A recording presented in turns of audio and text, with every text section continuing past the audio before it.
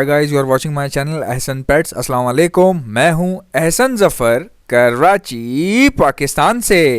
अच्छा जी, एक भाई ने मुझसे कहा कि एक वीडियो बनाएं जिसमें बजीज़ के ऊपर, बजीज़ के लूज़ मोशन की जो बीमारी है इसके ऊपर वीडियो बनाएं, क्योंकि हमारे बजीज़ जो हैं जब लूज़ मोशन होते हैं तो वो बीमार होके फिर बचना उनका बड़ा मुश्किल हो जाता है। तो कुछ ऐसा बताएं कि हम उसको बचा सकें या सर्वाइव कर सकें हमारे बजीज़, क्योंकि ये जो मौसम अभी इस वक्त चल रहा है ना, सर्दी गर्मी अजीब व गरीब मौसम चल रहा है ये ठंड का मौसम, लेकिन ठंड जो है कभी आ रही है कभी जा रही है।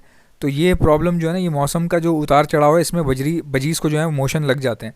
मोशन को वैसे अगर देखा जाए मेडिकल फील्ड में डायरिया के नाम से कहा पुकारा जाता है, और आम अल्फाज में यानी कि आसान ज़बान में लोगों को समझाने के लिए लूज़ मोशंस के तौर पे इसको वर्ड को इस्तेमाल किया जाता है।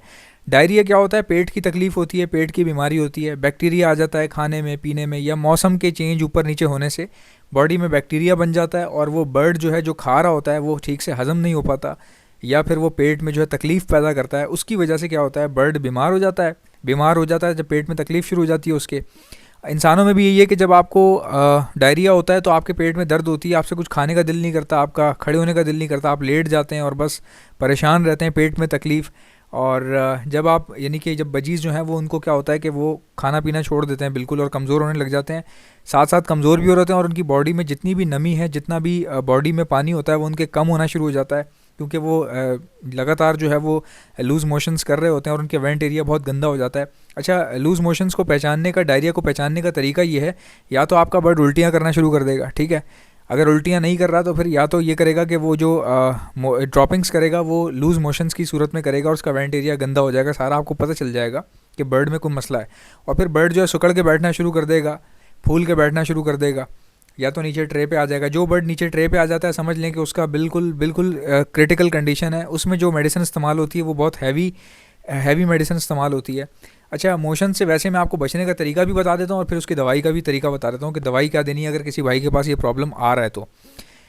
अमूमन ये देखा गया है कि बारिश के बाद, बारिश वाले दिनों में, बारिश के बाद या ठंड जब ज़्यादा हो जाती है उस टाइम पे बर्ड को थोड़ा सा ख्याल करना पड़ता है, और गर्मियों में भी जब बहुत ज़्यादा गर्मी पड़ती है तो उस टाइम भी ख्याल करना पड़ता है। यानी कि एक्सट्रीम वेदर में बजी को क्या करना पड़ता है, आप बजीज़ को कभी भी बाजरा मत डालें, बाजरा नहीं देना चाहिए बजीज़ को। काफ़ी लोग डालते हैं भाई, अगर आप डालते हैं और आपके पास कोई मसला नहीं हो रहा तो वो एक अलग बात है, बट कभी भी हो सकता है मसला, क्योंकि जो बाजरा है ना ये बहुत यानी कि हैवी होता है। मैं अगर आप पर्सनली मुझसे अगर आप पूछें ना, जहाँ पे बाजरे की फसल लगती है मेरे गांव में, यार पूरे पंजाब में बाजरे की फसल लगती है, इंडिया पाकिस्तान अफ़गानिस्तान सब जगह बाजरा उगता है।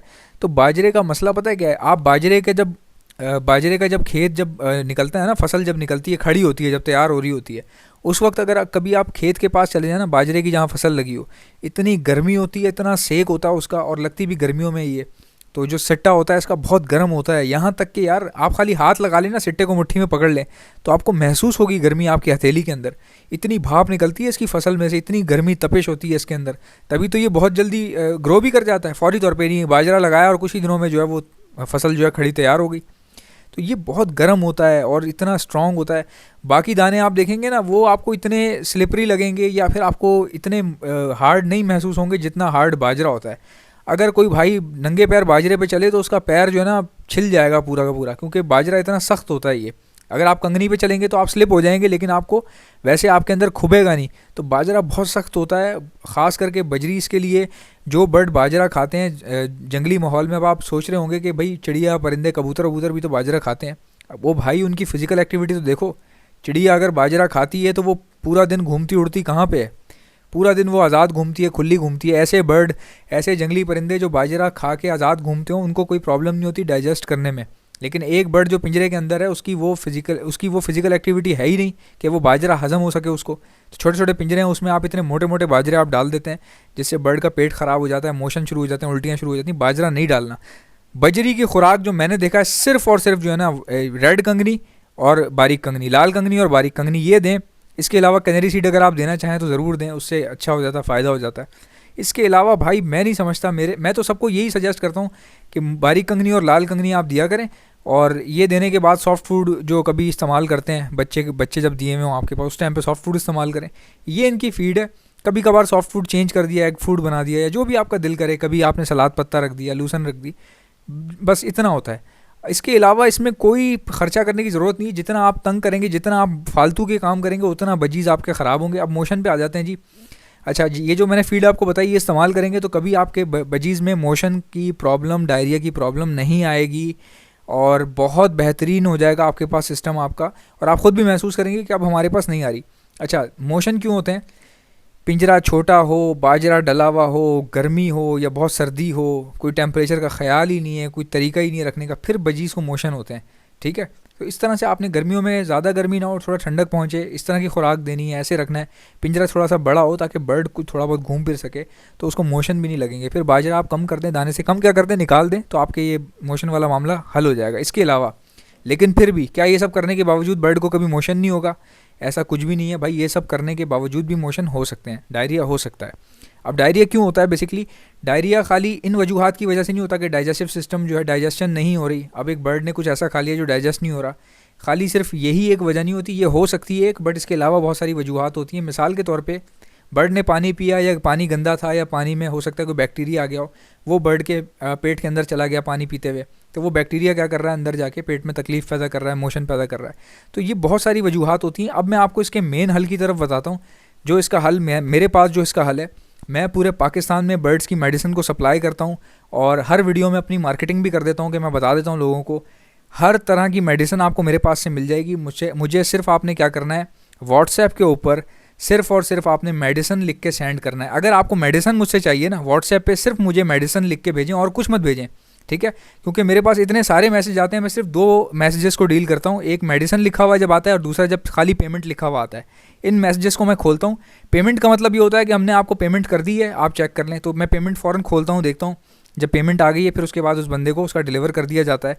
और कराची वालों को जो है वो 1 घंटे के अंदर अंदर मैक्सिमम, कम से कम आधे घंटे में उनकी मेडिसिन पहुंच जाती है, ज़्यादा से ज़्यादा 1 घंटे में। क्योंकि मैं ख़ुद भी कराची में हूँ तो बाइकिया के थ्रू भेज देता हूँ। और जितने हमारे भाई कराची से बाहर हैं उनको तकरीबन 1 दिन लगता है मेडिसिन की डिलीवरी होने में, यानी कि जिस दिन मैं मेडिसिन को डिलीवर करता हूँ उसके अगले दिन वो पहुँच जाती है, तो सिर्फ 1 दिन लगता है। आप पाकिस्तान के किसी भी कोने में, किसी भी हिस्से में, कश्मीर की पहाड़ियों पर हैं या तुर्बत की चट्टानों में, आप तक मेडिसिन पहुंच जाएगी। करना सिर्फ ये है, व्हाट्सएप पे मुझे मेडिसिन लिख के सेंड करें। मेरा व्हाट्सएप नंबर है 034922000045। मैं अपना व्हाट्सएप नंबर दोबारा रिपीट कर रहा हूँ, मेरा व्हाट्सएप नंबर है 034922000045। तो मुझे व्हाट्सएप के ऊपर आपने खाली सिर्फ और सिर्फ मेडिसिन लिख के भेजना है। और अगर आपको मेरा नंबर नहीं समझ में आ रहा तो आप मेरी डिस्क्रिप्शन में भी देख सकते हैं, बीच में कहीं ना कहीं मैंने व्हाट्सएप लिख के आगे नंबर दिया हुआ है अपना, वहाँ पर आप मुझे मैसेज करें। और दूसरी बात ये कि कहीं मुझे पहले कम मैसेज आते थे, जब मेरा चैनल थोड़ा सा कम चलता था तो कम लोग मुझे मैसेज करते थे। अब क्या है कि थोड़े सब्सक्राइबर बढ़ गए हैं तो बहुत ज़्यादा मैसेजेस आ रहे हैं। तो खुदा का वास्ता है, कुछ लोग मुझे ऐसे लिखते हैं, how are you, hello how are you. अब इसका मैं क्या मतलब, सारे काम छोड़ के इतने लोगों के मैसेजेस आ रहे हैं मेडिसिन के, चीज़ों के, कई लोगों के जेन्युइन केसेस होते हैं, किसी का बर्ड बीमार है, उन सब को छोड़ के मैं हाउ आर यू का आपको क्या जवाब दूँ, मुझे बताएं। इस तरह कभी भी देखें, मैं समझ सकता हूँ, I really respect you a lot, आप सब लोग मेरे भाई हो, जिगर के टुकड़े हो यार, लेकिन थोड़ा सा देखा करो यार, मतलब मैसेज करो रेलेवेंट, जो काम है डायरेक्ट ठक वो लिखो, बस जो काम है वो लिखो। मैं खुद इतनी हेल्प करता हूँ लोगों की। अब कोई सलाम कर रहा है तो मैं कितनों को सलाम का वालेकुम सलाम, अपने काम छोड़ के मैं इस तरह तो नहीं कर सकता ना। हाँ, मैं पढ़ लेता हूँ तो मैं दिल में जवाब दे देता हूँ। अगर कोई मुझे कह रहा है हाउ आर यू, और क्या हाल है, और क्या चल रहा है आजकल, तो ये इसके जवाब मैं भाई नहीं दे सकता, ठीक है? तो आई होप कि आप मेरी बात समझ रहे हैं कि जिस तरह से मैं बता रहा हूँ। अब मेडिसिन का ये है कि मेरे पास देखें, फर्स्ट स्टेज की लाइट एंटीबायोटिक होती है, सेकंड स्टेज की भी होती है, थर्ड स्टेज की भी होती है। सेकंड स्टेज की मैं खुद नहीं लाता, क्योंकि जो फर्स्ट स्टेज की लाइट एंटीबायोटिक है उसका क्या होता है कि अगर आप डोज डबल कर दें तो वो ऑटोमेटिकली सेकंड स्टेज की दवाई बन जाती है, सेकंड स्टेज की एंटीबायोटिक बन जाती है। तो इसीलिए मैं सेकंड स्टेज की लाता ही नहीं हूँ। फर्स्ट स्टेज को भी आप डबल डोज करके सेकंड स्टेज की दवाई के तौर पे इस्तेमाल कर सकते हैं। और ये बहुत लाइट एंटीबायोटिक है, इससे आपके बर्ड के मोशन भी ठीक हो जाएंगे, पेट की तकलीफ़, नज़ला, कोई भी बैक्टीरियल इन्फेक्शन है बॉडी के अंदर है, नज़ला, बुखार, खांसी, मोशन या उल्टियाँ, ये सब चीज़ें इसमें ठीक हो जाती हैं। और आपके बच्चे अगर मर रहे हैं किसी भी वजह से, ठंड की वजह से, गर्मी की वजह से, क्योंकि गर्मी ठंड ये सब चीज़ें ही, बच्चे बेसिकली मरते ही डायरिया की वजह से, आपको पता नहीं चल पा रहा होता, आपको ऐसा लगता है जैसे पता नहीं क्या हो गया, उसको गोली लग गई कहीं से, ऐसा नहीं है। तो आपको अगर मेडिसिन चाहिए आप मुझसे बेझिझक कांटेक्ट करें, तरीका मैंने आपको बता दिया है, और आपके तमाम मसले आई होप के हल हो जाएंगे। चैलेंज करना बहुत बुरी बात है, लेकिन मैं पूरे पाकिस्तान में मेडिसिन सप्लाई कर रहा हूँ, और अल्हम्दुलिल्लाह लोग रेपिटेडली ले रहे हैं, यानी कि रिपीट होकर ले रहे हैं मुझसे। जिन्होंने पहले ली, फिर दूसरी टाइम ली, सेकंड टाइम ली, थर्ड, फोर्थ, इस तरह लोग बार बार मुझसे, कई लोग ऐसे हैं जो ले रहे हैं। इसका मतलब ये कि कोई अंधा पागल नहीं होता, अगर मेडिसिन काम कर रही है तो ही वो ले रहे हैं। तो आई होप कि आपके मसले हल हो जाएंगे। मेरी वीडियोज़ आपको अच्छी लगती होंगी, मुझे पूरी उम्मीद है। अगर अच्छी लगती हैं तो लाइक कर दिया करें, और अगर आप मेरे चैनल पर नए हैं तो सब्सक्राइब कर लिया करें। आपसे मुलाकात होगी इंशाल्लाह नेक्स्ट वीडियो में। अपना बहुत बहुत ख्याल रखिएगा। अल्लाह हाफ़िज़।